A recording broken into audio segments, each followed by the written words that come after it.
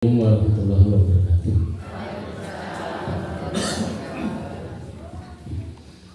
Innal hamdalillah nahmaduhu wa nasta'inuhu wa nastaghfiruh wa na'udzu billahi min shururi anfusina wa min sayyiati a'malina.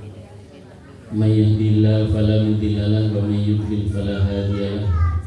Asyhadu an la ilaha illallah wahdahu la syarika lahu wa asyhadu anna Muhammadan abduhu wa rasuluh. Allahumma sholli wa sallim wa barik ala Muhammad wa ala alihi wa sahbihi ajmain. Amma ba'du. Pertama, marilah kita mengucapkan syukur kehadirat Allah Subhanahu wa taala atas limpahan rahmatnya pada pagi hari ini. Kita masih disempatkan hadir di majelis ini. Mudah-mudahan kehadiran kita mendapat ridho dari Allah Subhanahu wa taala. Salawat dan salam semoga tetap terlimpah curahkan kepada junjungan kita Nabi Muhammad Sallallahu Alaihi Wasallam yang telah memperjuangkan Islam, yang telah ditakdirkan oleh Allah untuk menjadi idola bagi kita semua. Mudah-mudahan kita dimudahkan oleh Allah untuk bisa selalu mengidolakan Rasulullah, bukan yang lain, sehingga nanti di hari akhir kita masih tetap diakui sebagai umatnya. Allahumma amin. Para rawuh sami, kula pamit riyen nggih. Kula iki ndredeg.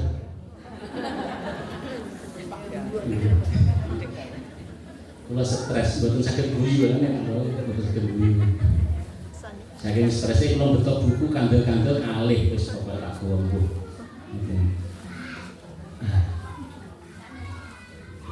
Awit kula bingung napa ingkang badhe kula aturaken enten pengawasan enjing menika. Tapi ya pripun malih ya kong disambati adik pilih orang mangkat ya samar kula ki ngeten lho. Kalau ada ibu-ibu apalagi itu saudara kita atau adik kita minta sesuatu dan tidak dituruti itu nangis gidru-gidru sama kula. Mari kula bayangkan seperti apa Nabi Adam itu ketika dibujuk rayu oleh Hawa. Dan ternyata bujuk rayu Hawa pada Adam itu membuat mereka berdua celaka, kan begitu.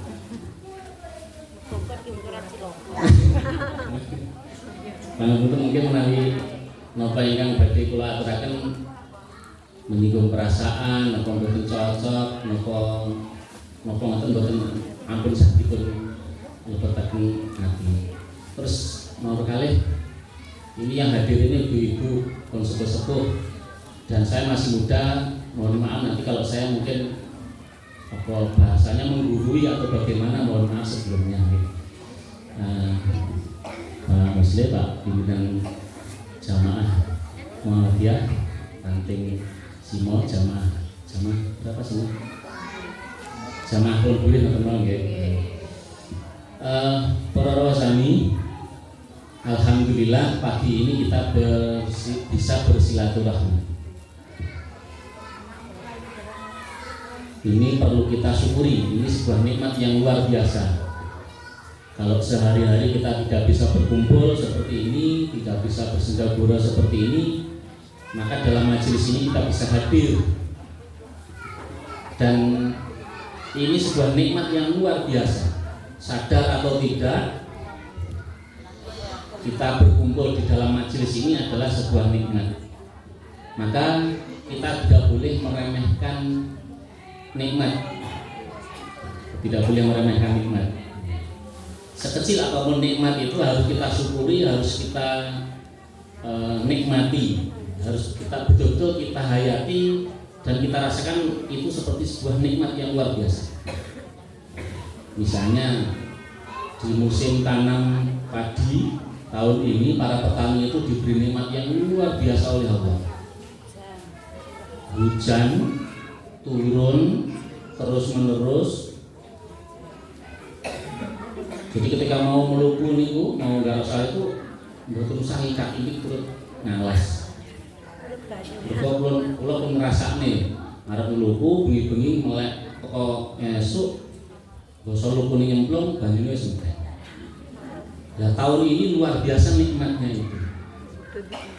Kapanpun kita butuh, ternyata sungai sudah terus-menerus mengalir air, dan itu nikmat yang luar biasa, patut kita syukuri.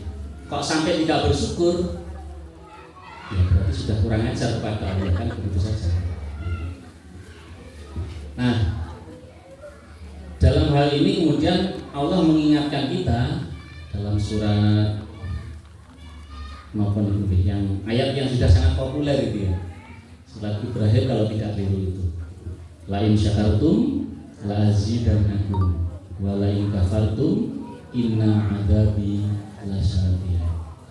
Sungguh jika kalian bersyukur pasti akan aku tambah nikmatku kepadamu, dan jika kalian kufur ingat siksaku amat pedih. Jadi ancamannya orang yang tidak mau bersyukur itu siksa, azab. Azab itu bencana. Bencana itu sesuatu yang tidak kita sukai, tidak kita senangi. Bencana itu sesuatu yang membuat kita itu tidak bahagia, tidak gembira. Itu bencana. Dan azab itu ya seperti itu rasanya. Orang tidak akan senang dengan sebuah azab.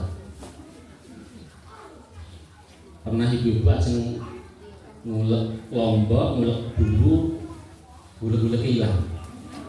Itu kan azab itu ya. Urape nang rasanya sudah ngamuk kan. Nah, sesuatu yang tidak mengenakan hati kita azab. Maka bagaimana solusinya? Istighfar. Istighfar. Kenapa ya kok bisa seperti ini? Maka begitu kita istighfar, wih jauh tiba udah boleh kesini kono kan? Kita lupa itu juga termasuk bencana bagi seseorang. Nah, maka kemudian dalam rangka kita mencari kebahagiaan, ketenangan hati, hidup ini kan tujuannya untuk mencari kebahagiaan, untuk mencari ketenangan hati. Nah, agar hati kita bahagia, kadang kita menemukan sesuatu yang membuat kita bahagia. Nah, karena sesuatu itu bisa membuat kita bahagia, kadang kita ingin mengulanginya lagi. Kan begitu. Kalau kita nonton televisi misalnya, kalau kemudian kita ikut ketawa, ikut bahagia, akhirnya kan kita besok pengen bahagia lagi. Akhirnya apa? Nonton TV lagi, kan begitu. Jadi kita mencari kebahagiaan lewat dengan cara nonton televisi, nonton hiburan gitu. Tujuannya hanya mencari kebahagiaan. Nah, hidup kita ini juga begitu. Tujuannya adalah mencari kebahagiaan hidup. Syukur-syukur kalau nanti kita juga bisa bahagia di akhirat, kan begitu. Nah, maka dalam rangka mencari kebahagiaan ini, sekecil apapun nikmat yang diberikan oleh Allah tidak boleh kita anggap remeh. Dalam sebuah hadis Rasulullah menyatakan, unduru ilaman huwa asfala minkum wala tanduru ilaman huwa fawqakum fahuwa ajdaru alla tazdaru nikmatallahi alaikum. Lihatlah kepada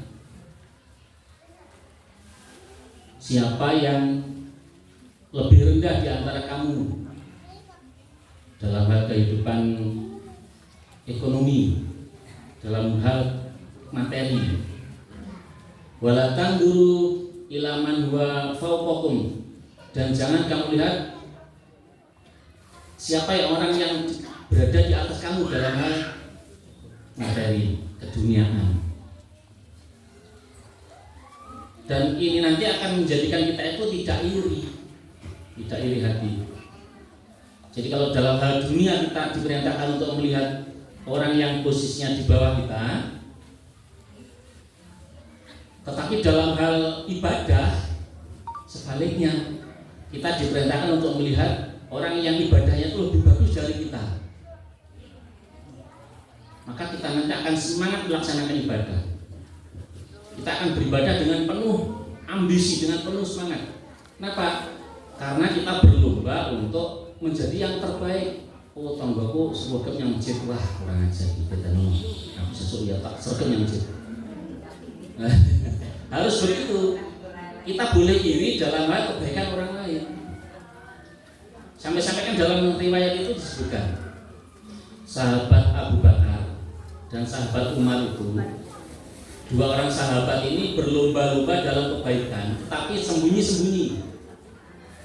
Ketika sahabat Abu Bakar itu secara sembunyi-sembunyi mewakafkan kebunnya, kebun kurmanya yang jumlahnya banyak itu, secara diam-diam, dan kebun itu ternyata sudah dimanfaatkan oleh Rasulullah, oleh umat Islam.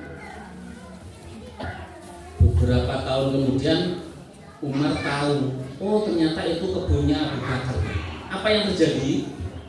Umar kemudian tidak terima. Oh, Abu Bakar mewakafkan kebunnya sebanyak itu, saya akan lebih banyak lagi mewakafkan, akan lebih banyak menginfakkan hartanya. Nah, beberapa bulan kemudian Abu Bakar dengar kalau ternyata Umar sudah menginfakkan sekian banyak hartanya. Abu Bakar orang terima. Wah, kita lebih banyak Abu Bakar banyak. Umar kayak yes. Abu Bakar lebih banyak lagi berinfak. Maka dua sahabat ini berlomba untuk memperbanyak kebaikan.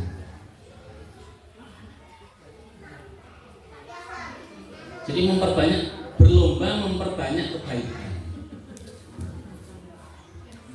Sudahkah kita berlomba memperbanyak kebaikan? Ingat, fa'amma man thaqulat mawazinuhu fahuwa fi 'ishatir radiyah wa amma man khaffat mawazinuhu fa ummuhu hawiyah. Ayat itu mengingatkan kita, barang siapa yang berat timbangan kebaikannya fahuwa fi 'ishatir radiyah, dan barang siapa yang ringan timbangan kebaikannya fa ummuhu hawiyah. Yang dihitung apa? Kebaikannya. Yang ditimbang dari kita nanti kebaikannya. Kalau kebaikan kita banyak, maka kebaikan kita itu akan mengantarkan kita menuju ke surga. Tapi kalau kebaikan kita sedikit, ya akan mengantarkan kita ke neraka hawiyah itu. Siapa kita di antara kita yang bercita-cita masuk neraka hawiyah? Tidak ada. Amit-amit ya.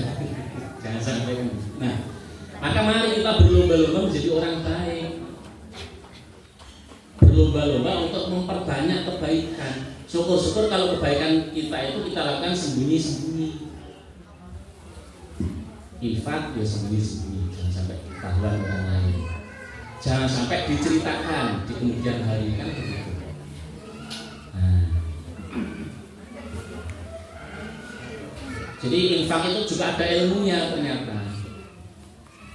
Berbuat baik itu banyak contohnya, salah satu diantaranya infak. Infak ada ilmunya.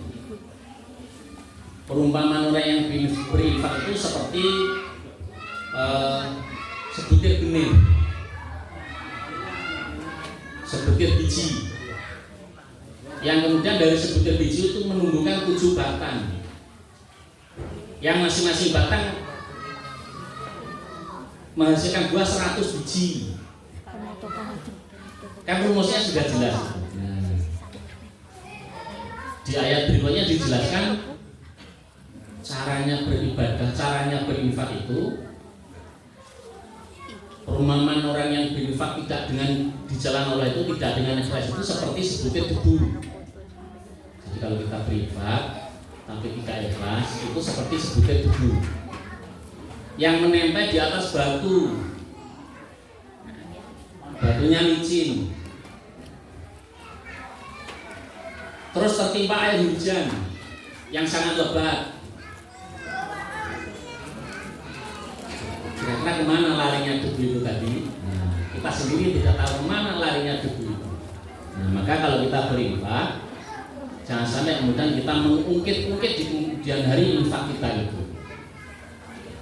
Kalau kita berbuat baik, jangan sampai kebaikan kita itu di kemudian hari diungkit-ungkit, diduduh nih. Aku jadi silpulkan kue ngeluh, nah, diungkit. Jadi kalau anak sekolah itu, aku udah wis nyilip pulpen kowe lho, benteng nyilip pulpen.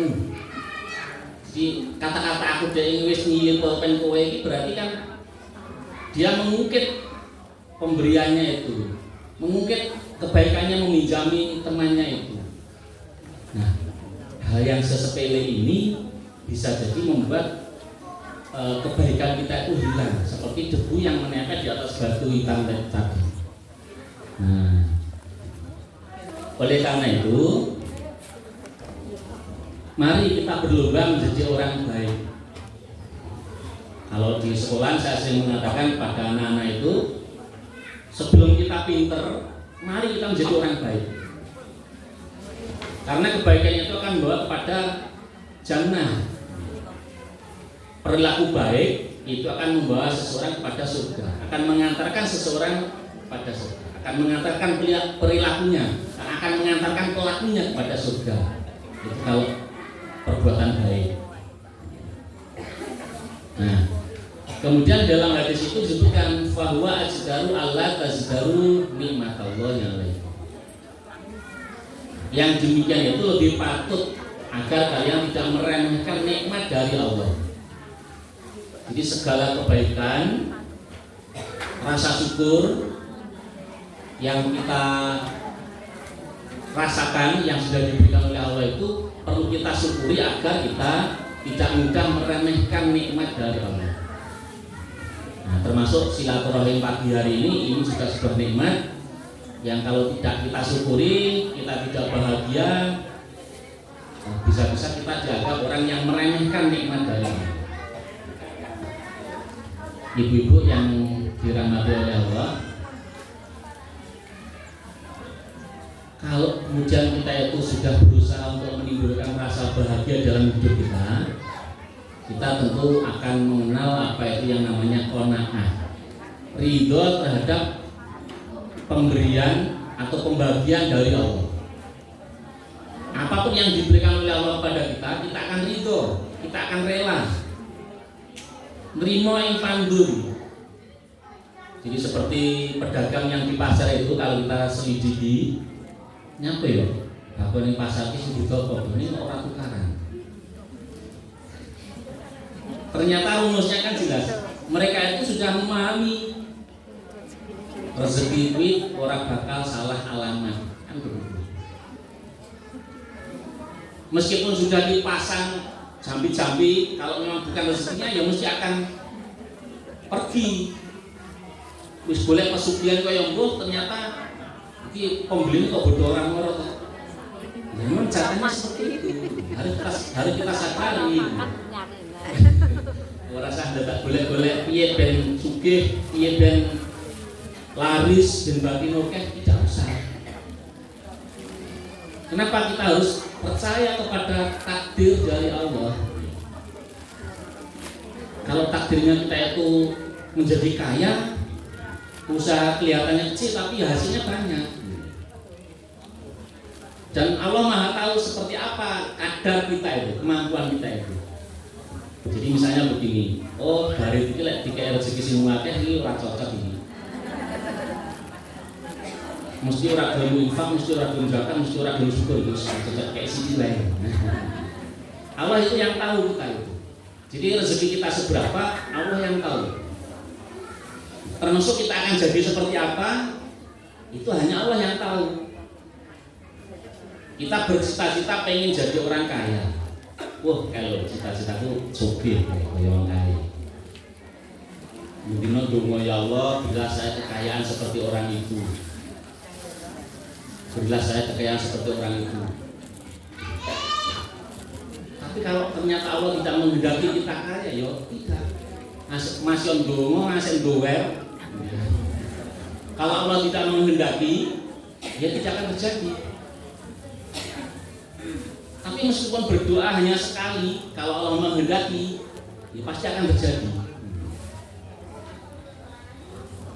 Jadi takdir itu sangat menentukan. Kita bahagia atau tidak, itu ternyata ditentukan oleh Allah. Maka kita berusaha untuk mencari kebahagiaan dalam hidup ini. Nah, para rawasami, Yang berikutnya, setelah kita qanaah, terima apa adanya, maka hati kita menjadi tidak iri. Orang gampang iren. Oh, kamu boleh rezeki, wah. Terus, yuk, kita akan tenang-tenang saja, hidup kita akan nyaman saja. Seperti orang beribadah itu kan tujuannya menjadikan hatinya seseorang itu nyaman. Makanya ketika kita sholat kemudian kita merasa nyaman, sholat itu akan menimbulkan rasa ketagihan. Oh, aku tak sholat nih, hati kok mana? Pas sholat terus, masuk nih masjid sholat terus kan orang mungkin ya, itu kerja, tandur, matul dan sebagainya. Habis itu kita dipanggil waktu duhur itu. Wah, alhamdulillah terus waya nenangnya hati yang masjid. Menikmati sholat duhur dengan senikmat mungkin. Tapi kan juga tidak mungkin sholat duhur 1 jam 2 jam terus dimatun nah, salah di saat ini kan begitu. Nah, maka kemudian sebenarnya sholat itu ibadah yang ditujukan kepada kita agar kita mendapatkan ketenangan hati, ketenangan batin. Kalau batin kita sudah tenang, hati kita sudah tenang, maka jiwa kita akan bahagia. Kalau saya percaya ibu-ibu sudah bisa merasakan nikmatnya sholat. Saya itu sulit ya menemukan nikmatnya sholat itu. Pernah saya coba sholat sekhusyuk mungkin, tapi tidak jamaah. Kalau jamaah kan yang mengikuti imam kan, kita bacaan belum selesai, imam wis sampai di situ. Kita masih menghayati 1 ayat 2 ayat, bacaannya sudah berubah. Kita membaca bacaan sujud, belum sampai nikmati, belum selesai kita menghayati bacaan sujud, imamnya wis. Akhirnya kan kita jadi seperti itu. Tapi ketika kita coba sholat sendirian, apalagi sholat malam itu, kita niati betul-betul untuk nikmat, ya, ternyata sangat nikmat sekali. Saking nikmatnya itu keju-keju, pegel-pegel, lilu-lilu hilang. Estun betul. Ya. Jadi saya itu pernah merasakan, wah ternyata enteng. Setelah sholat itu badan itu rasanya enteng, rasanya ringan, rasanya sehat begitu. Karena memang secara teori sholat itu menyehatkan badan. Nah, kalau setelah sholat kemudian badan kita belum terasa sehat, ya, maka sholatnya perlu dikoreksi. Perlu dikoreksi. Makanya kemudian kalau sholat jamaah itu sudah selesai, biasanya orang yang mencari kebahagiaan itu urung terima, masih akan melaksanakan sholat sunnahnya. Sholat sunnahnya kan betul-betul dinikmati.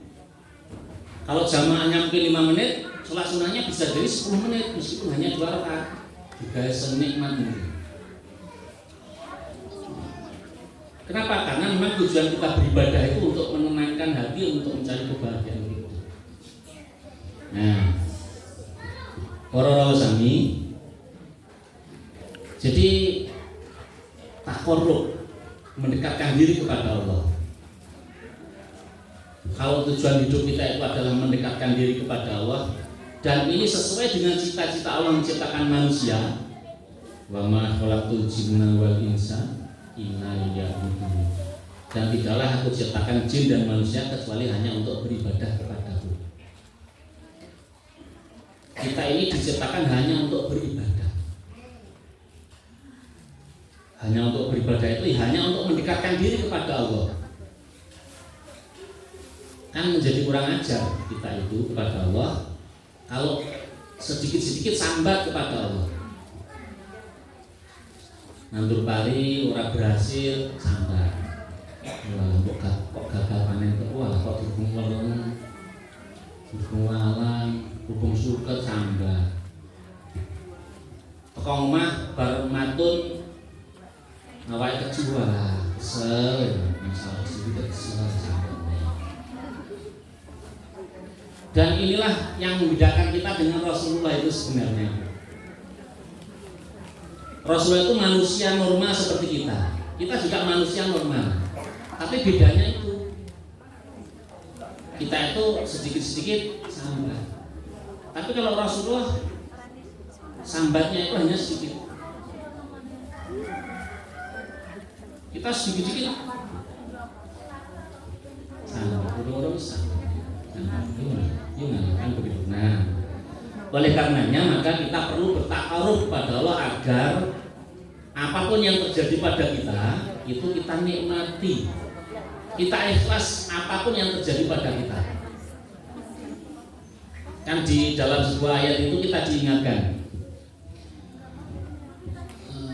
bagaimana itu ini. Apapun yang terjadi pada kita, bahkan daun yang mau jatuh itu sudah ditetapkan oleh Allah kapan saatnya. Apapun musibah yang menimpa kita itu sudah ditetapkan oleh Allah. Dalam ayat itu bagaimana ya? Bahkan daun yang mau jatuh saja Allah sudah menetapkan kapan saatnya. Jadi kapan kita bahagia, kapan kita cilaka, itu sudah ditetapkan oleh Allah. Maka sebenarnya tugas kita adalah menyadari hakikat kita yang sesungguhnya. Tugas kita, tugas awake dhewe ini kenapa ya saja? Kita harus betul-betul sadar. Dan perbuatan apapun, kalau kita menyadari bahwa itu ibadah, ya akan bernilai ibadah. Mau masak misalnya, ya kita nyatakan ibadah. Bismillah, ibadah. Mau ini anak cucu. Yang bapak-bapak juga begitu, bismillah ibadah. Boleh rezeki mau ini anak cucu. Kita niatkan ibadah. Lah, agar perbuatan itu bernilai ibadah, Rasulullah kan mengajarkan awali dengan membaca basmalah. Awali perbuatanmu dengan niat yang benar. Kalau kita hadir di majelis ini niatnya adalah mencari ilmu, kita akan mendapat ilmu. Kita hadir di majelis ini niatnya silaturahim, akan terjalin rasa silaturahim. Kalau kita hadir di majelis ini niatnya ben patut, boleh ya berpatut. Ben patut lah, boleh ya berpatut. Innamal a'malu binniyat. Maka jangan sampai kita itu salah niat. Nah, oleh karena itu menyadari hakikat siapa kita sebenarnya itu menjadi sangat penting. Kemudian ketika kita berupaya untuk takarub, tentu kita merasa banyak kesalahan, banyak salah.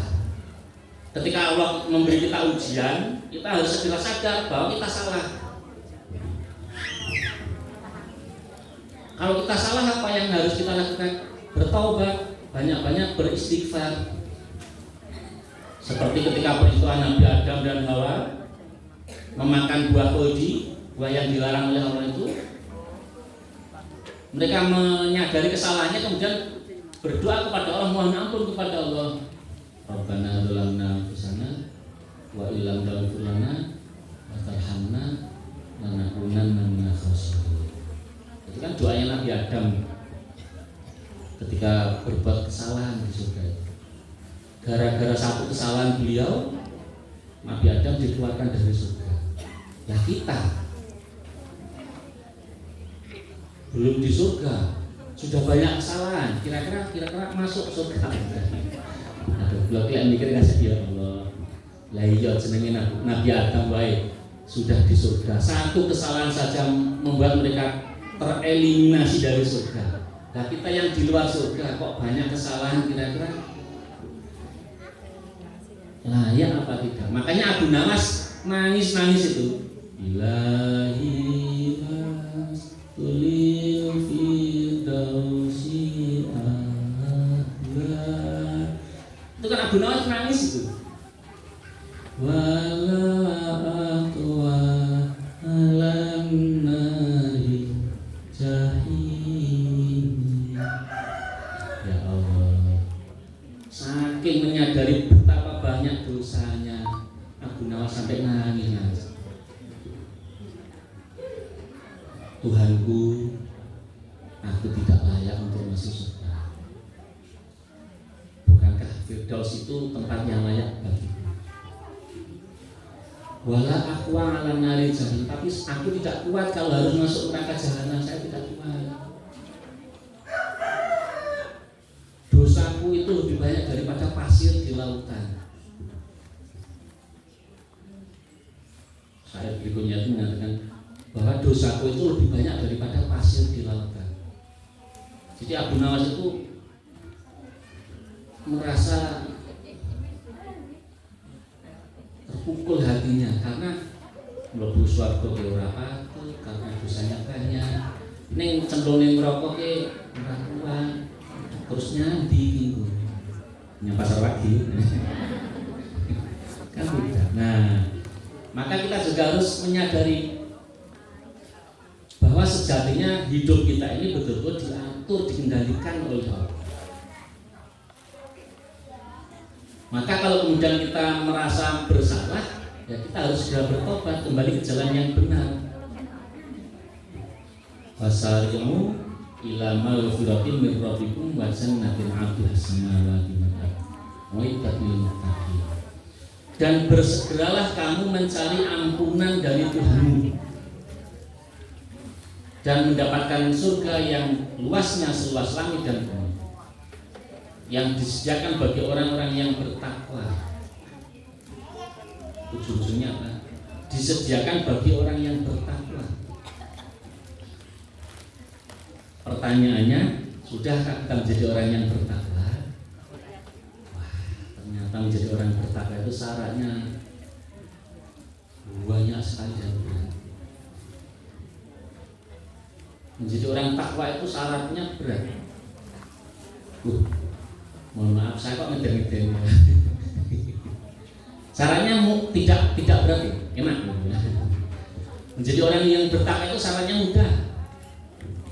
Kalau saya katakan berat nanti ibuku terus lebih jangan-jangan. Syaratnya mudah ternyata menjadi orang yang bertakwa itu.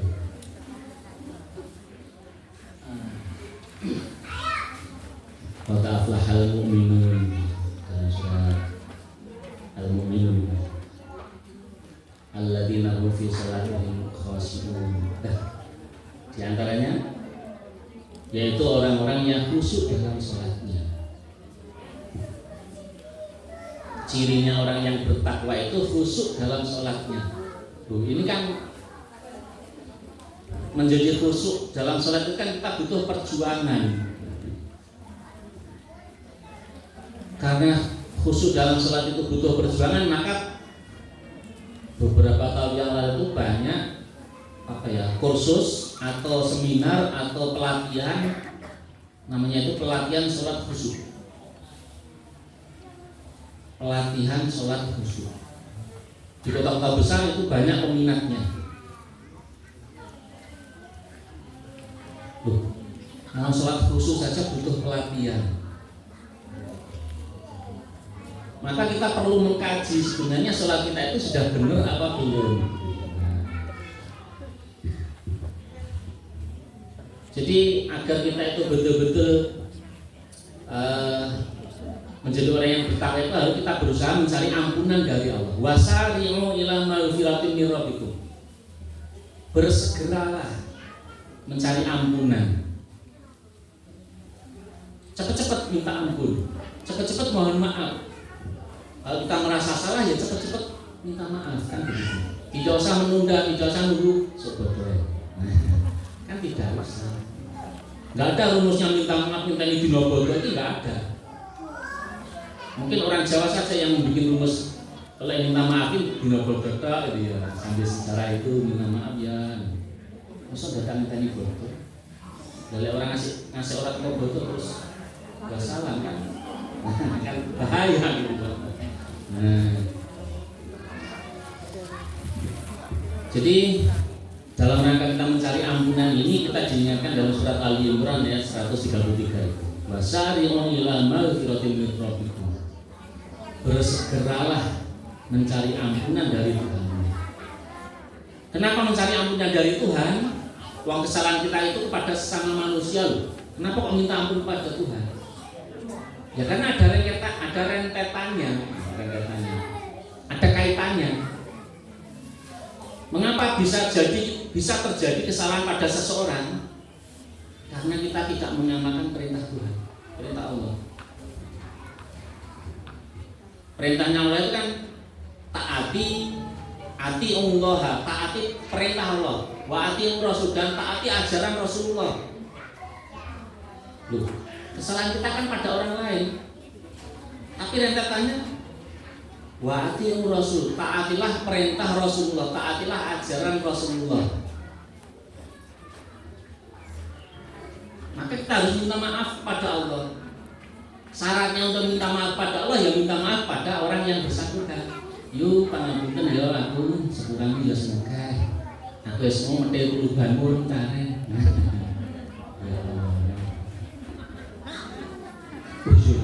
Wis kadung sarapan enak, perubahannya orang tare. Segera mohon maaf kepada Allah, ya Allah ampuni saya.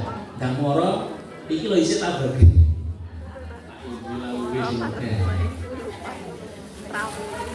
Sepele, tapi itu kan tidak sesuai dengan ajaran.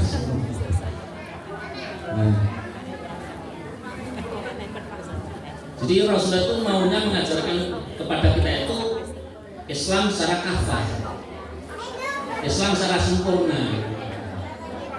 Jadi seorang yang itu tarik gitu. Lek ora oleh, lek itu alhamdulillah, ora oleh yang ada tanggane liyane itu aku oleh ganti iki. Oh iya kan ora oleh. Misalnya ya, contohnya.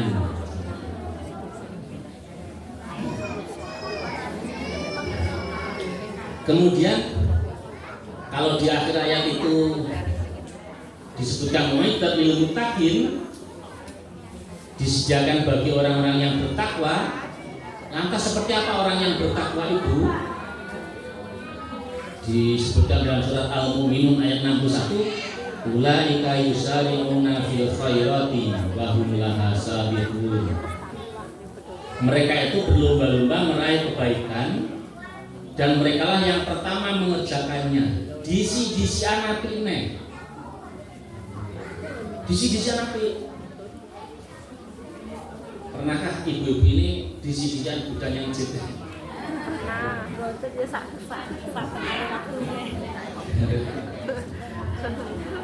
Saya tuh punya ngasuh dari Badar itu ya.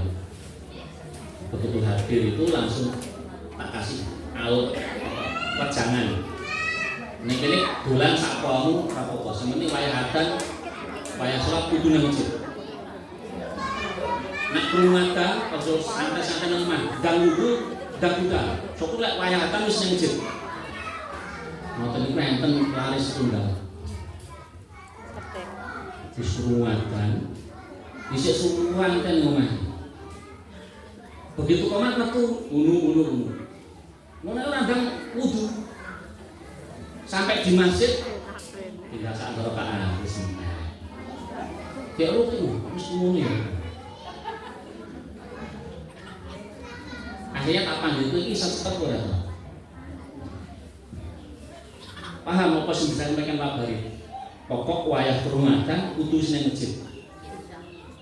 Ya bocah iki. Ya Allah.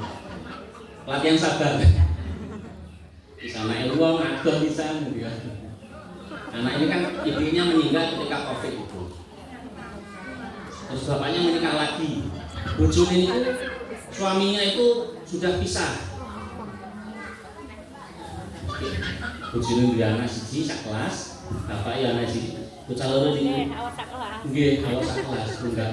Kapan gue kenal Pak? Nggih, sak gawane Pak sak gawane Bu. Ya Allah. Nulus jodoh.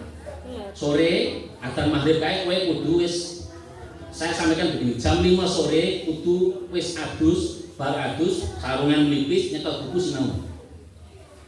Ya sing saiki rada cepet. Lah sing iki adzan maghrib kae lagi mulih ke lapangan. Kowe ki nang ndi? Nang poni Pak. Arep piye? Latihan sabar ya. Jadi sering saya sampaikan dolan sakarmu ning wayah salat kudu siap. Wayah kan kudu nang omah kudu budaya masjid. Ternyata menjadi orang baik itu tidak berat sebenarnya, hanya butuh kebiasaan. Kalau ibu-ibu saya yakin sudah ada ya, atau mungkin Aisyah nanti sih mau mengadakan lomba cepet-cepetan ke masjid gitu. Kan lomba menjadi orang baik kan nggak masalah gitu ya.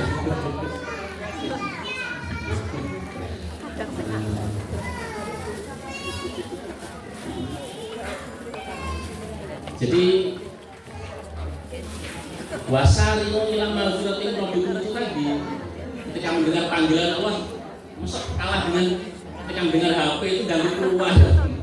Ya Allah. Ini sesuatu yang perlu kita biasakan saja. Menjadi orang takwa itu tidak sulit sebenarnya, hanya butuh kebiasaan.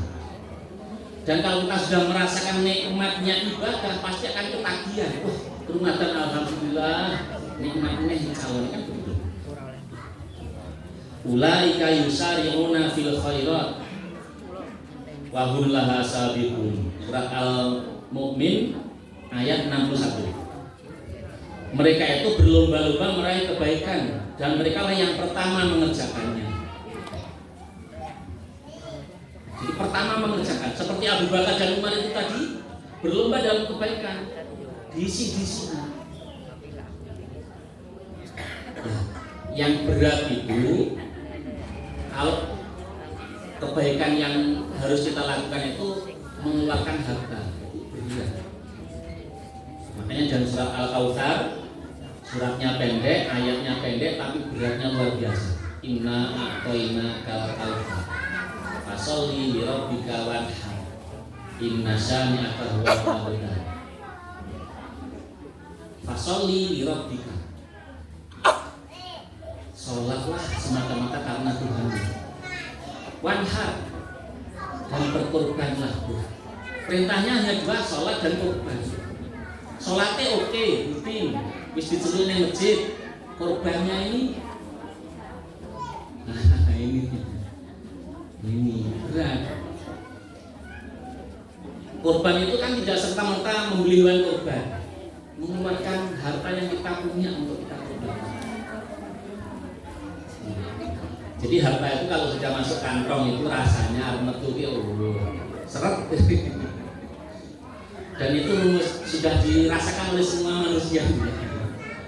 Oleh semua manusia itu sudah merasakan. Dan itu manusiawi.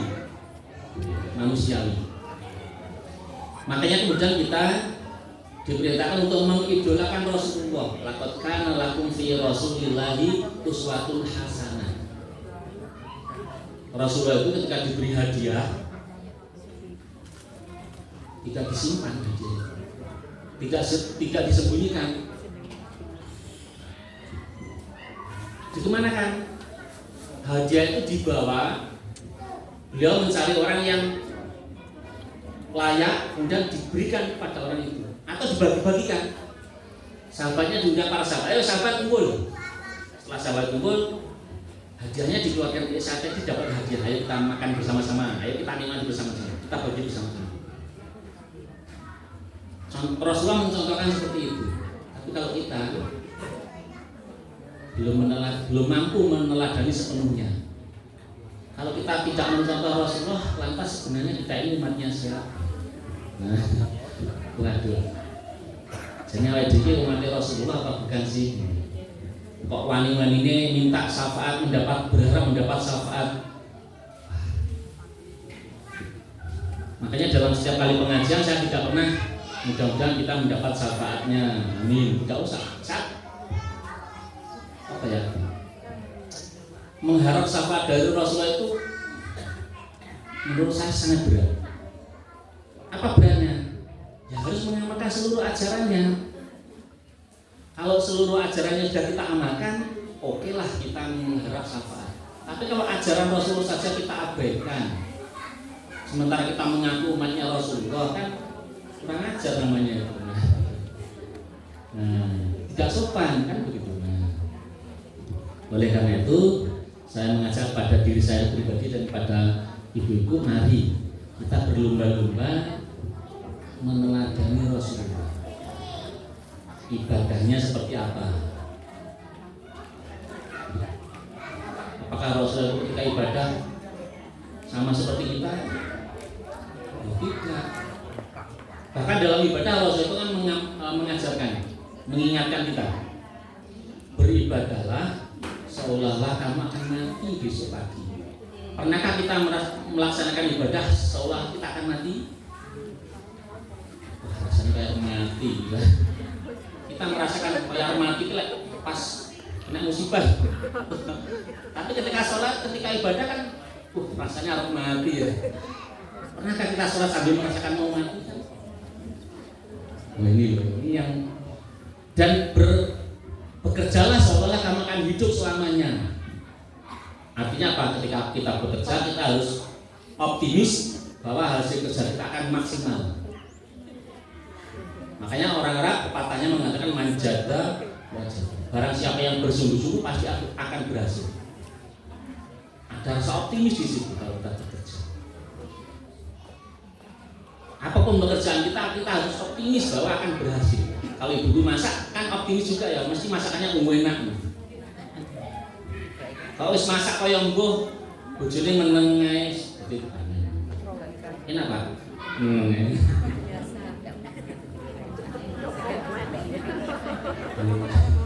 Akan jadi luar biasa kalau jawaban suaminya enak teman. Optimisnya akan berlipat ganda.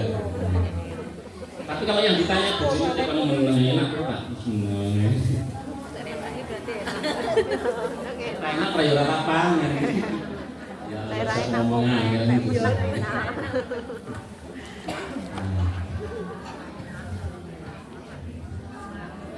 Jadi berlomba-lomba dalam meraih kebaikan.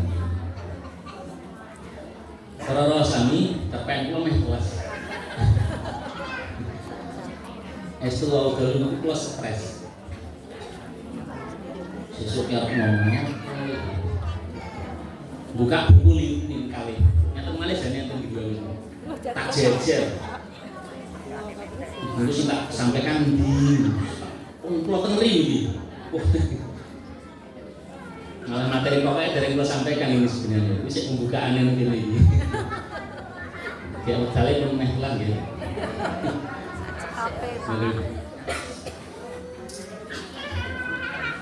Berlomba-lomba meraih kebaikan. Kita diingatkan dalam surat apa ya? Tidak, saya tulis nama suratnya.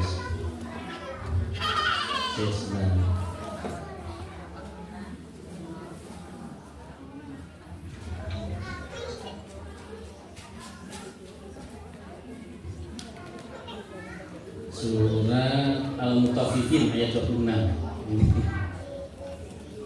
Kita muhumis wa fi dzalika falyatanafasil mutanafisun. Dan untuk meraih yang demikian itu hendaknya orang-orang saling berlomba. Jadi untuk meraih kebahagiaan hidup, untuk menjadi orang baik, ya kita berlomba. Agar apa? Ketakwaan itu betul-betul dapat kita miliki. Jadi kita berlomba menjadi orang yang paling bertakwa. Jadi apa ya? Mereka saling berlomba-lomba.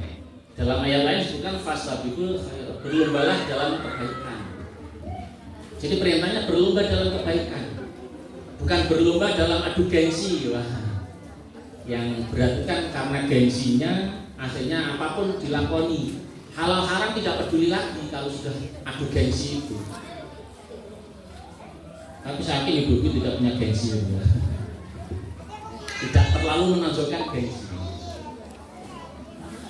Karena ternyata sebenarnya gengsi itu tidak penting. Allah tidak menilai gengsi kita. Justru akan menjerumuskan kita. Seperti Abu Lahab itu kan terjerumus karena gengsinya. Diam-diam malam hari kan mendengarkan itu, muping Rasulullah mengajarkan Quran kan. Tapi karena gengsi mengakui, karena akhirnya terjerumus sendiri ke dalam kekafiran selama-lamanya. Seandainya Abu Lahab itu mengakui terus terang, oh ternyata ajaran yang kamu sampaikan itu benar, ayat-ayat yang kamu baca itu ternyata benar kan. Bisa jadi Abu Lahab mendapat hidayah dari Allah, tapi gara-gara gengsinya, maka Allah mengunci mati hatinya. Khatamallahu ala qulubihim wa ala sam'ihim wa ala absarihim. Insyaallah ditutup oleh Allah. Nah, jadi kalau kita mendengar berita baik, mengetahui amalan yang baik, ya jangan gengsi. Wah, gengsi aku masuk dadak salat lah. Gengsi aku masuk sedekah ya tidak boleh. Oleh karena itu, ketika kita berusaha untuk menjadi orang baik itu ya kita perlu bersegera, kita perlu berubah. Karena memang meraih kebahagiaan itu, meraih kebaikan itu mereka saling berlomba-lomba. Para sami, barangkali itu yang bisa saya sampaikan.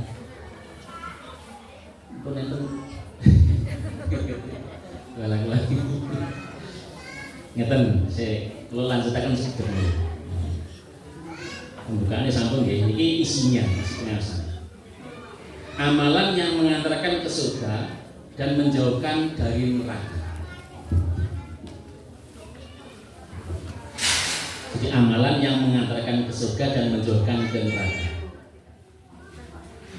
Hadis ke-28, hadis ke-29 dalam kitab Arba'in Nawawi.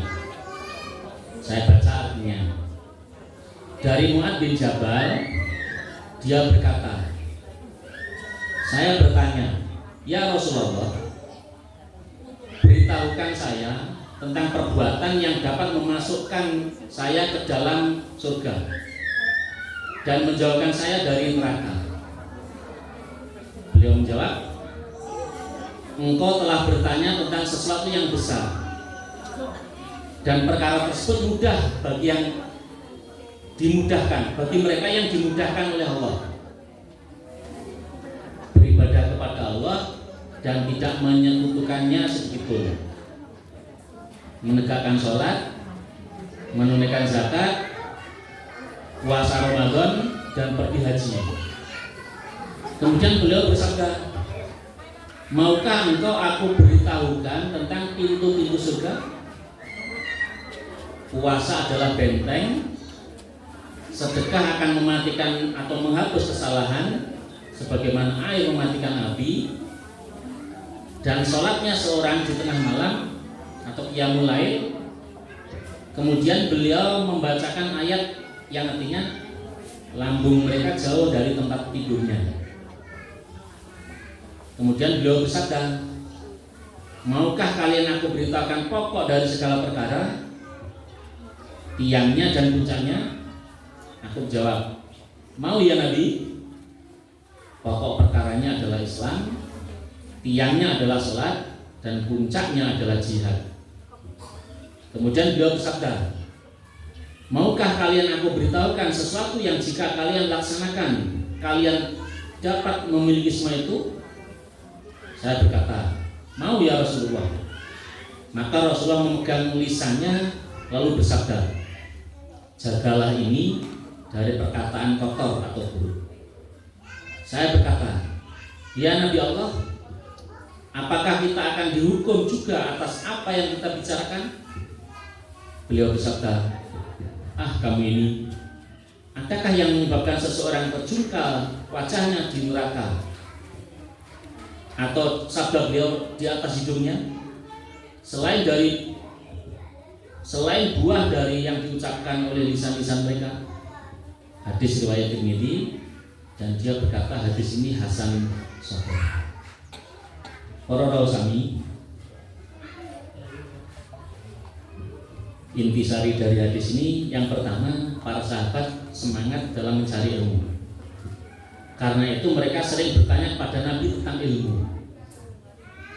Apakah pertanyaan yang mereka ajukan ini hanya sekedar ingin tahu tentang hukum, ataukah untuk mereka amalkan? Ternyata para sahabat bertanya tentang ilmu untuk mereka terapkan. Jadi sahabat itu bertanya untuk diamalkan, bukan bertanya untuk dipahami. bukan bertanya untuk sekedar tahu. Jadi sahabat itu kalau bertanya pengen mengamalkan itu. Tidak seperti yang dilakukan sebagian orang saat ini, bertanya hanya untuk mengetahui hukumnya saja. Setelah itu terserah mau diapakan, mau diamalkan atau tidak. Ini tentu salah. Jadi kalau misalnya ngatas ya, mendengar tanya jawab di radio, ketika ada orang bertanya di radio itu dan dijawab oleh ustadznya itu, kemudian ada perubahan sikap apa tidak? Tentu kita juga harus memahami kalau kita bertanya, kemudian kita juga diberitahu caranya, maka caranya itu betul-betul kita jadikan pedoman. Pernah suatu saat saya itu bertanya pada seorang petani yang cukup terkenal ini. Nah, ini caranya gambar galengan tersani boten modal seperti itu. Saya kan petani pemula itu ya. Galengan jenengan mboten yang seperti belas seperti orang tahu jembrol. Karena saya masih belajar bertani, saya bertanya, anu ri, wingko, saurung itu paculi bersih ana di sini. Baru paculono. Terus lek ane banyune nyemuk ide-ide dhisik. Lek sparto ide-ide ngono kalau masih kok itu unggahnya yang galengan. Untuk mesti kenceng, kira-kira itu seperti. Kalau praktek nih, itu niku betul. Galengannya sok kenceng, dia sih metu-metu seperti tenan. Tapi orang sampai akhirnya. Dulu bang lagi tani namun nyambi tadi. Sekesok les juga kedok, apa sore les juga kedok, 10 kedok, 10 galon gitu. Sak galon itu dawane ya Allah, 20 langkah. Kalau jaga itu 20 langkah ini. Ora sampai seminggu, selak dulu. Tapi begitu saya coba itu ternyata betul. Betul saya tenang guys, namun sing sahabat kula nandang itu akhirnya kurangnya kerjane.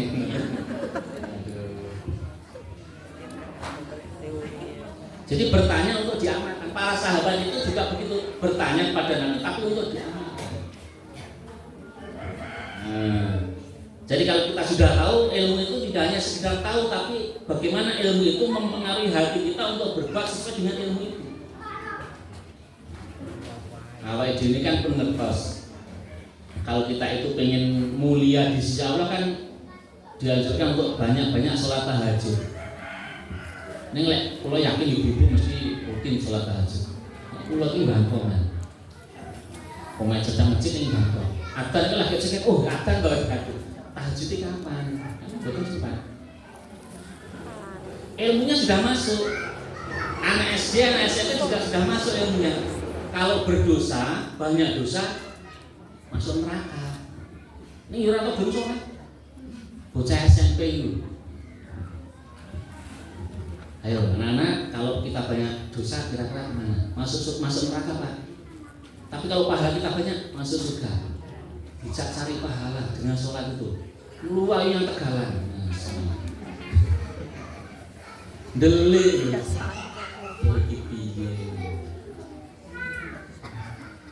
Mereka sudah paham kalau banyak dosa itu pasti masuk neraka. Tapi diajak berbuat baik, melayu, enggak.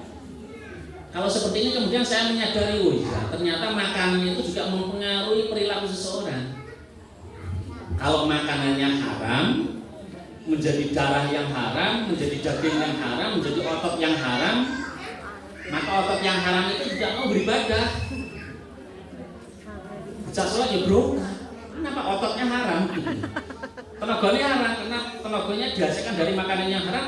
Tenaganya dijak ibadahnya masjid, ya buat. Walah. Itu ternyata seperti itu. Makanya kemudian banyak ayat yang mengatakan makanlah makanan yang halal dan baik. Halal saja kan tidak cukup, harus baik. Kenapa? Ternyata ada pengaruhnya terhadap pola perilaku seseorang. Jadi kalau pola perilakunya baik, oh ini mesti di makanannya halal. Bisa dilihat seperti itu. Kalau tidak percaya, monggo kita coba saja, biasakan. Kita mencari sumber makanan yang halal, kita olah dengan cara yang halal, kita makan dengan cara yang halal. Makan dengan cara yang halal kan ada kok aturan makannya itu. Duduk, baca basmalah, pakai tangan kanan. Tangan itu rasanya tangannya kesenggol sekiwannya ke kerupuk. Podo maju nih genten lho kan. Akhirnya kan yang halal tercampur dengan yang haram. Tangan tengene halal, tangan kiwane haram, tercampur. Pernah nanti pados kajeng teng Tegalan nggih. Kayu jati, kayu nopo-nopo kan enten sing lurus, enten sing bengkong. Tapi mengke wasuk ngaosan teng Tegalan pados kayu. Sing lurus karo sing bengkong dicampur. Sing lurus 10, sing bengkong 10 jenengan bentek dadi siji. Disama kaduan, ketok sing lurus apa sing bengkong. Mesti kita bengkong kabeh. Ayo sak bentek bengkong kabeh. Padahal padha sing lurus 10, sing bengkong ya 10. Artinya apa? Sesuatu yang halal itu kalau sampai tercampur dengan yang haram, jadinya haram. Kalau rumus matematikanya kan jelas. Positif dikali negatif, hasilnya negatif. Pengen mlebu swarga, ora salat kan akhirnya ngerokok. Kan begitu. Pengen mlebu swarga, ora jujur, ya ngerokok kan begitu. Pengen ibadah khusyuk, makanannya ternyata tercampur dengan yang haram. Bahkan ulama siapa itu?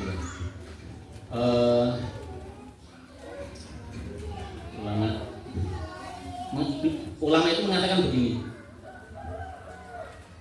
Kenapa doa kita itu terhalang? Kenapa doa kita itu tidak segera dikabulkan oleh Allah? Karena ada satu penghalang, yakni makanan.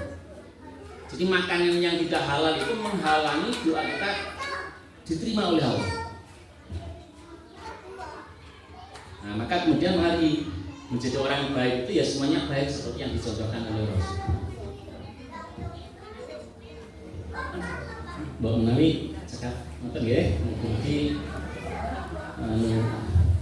apa yang saya sampaikan ada manfaatnya. Mohon maaf kalau bahasanya menggurui. Ini yang saya pahami, yang saya rasakan, yang saya sampaikan. Mudah-mudahan tidak berat. Saya tidak berniat menggurui. Kalau ada baiknya mari kita amalkan. Kalau ada tidak baiknya ya mari kita buang. Nah, apa yang saya sampaikan demikian, mudah-mudahan kita diberi hidayah oleh Allah untuk betul-betul menjadi orang yang baik. Mohon maaf atas segala kekurangan. Akhirnya bila itu hidayah. Assalamualaikum warahmatullahi wabarakatuh.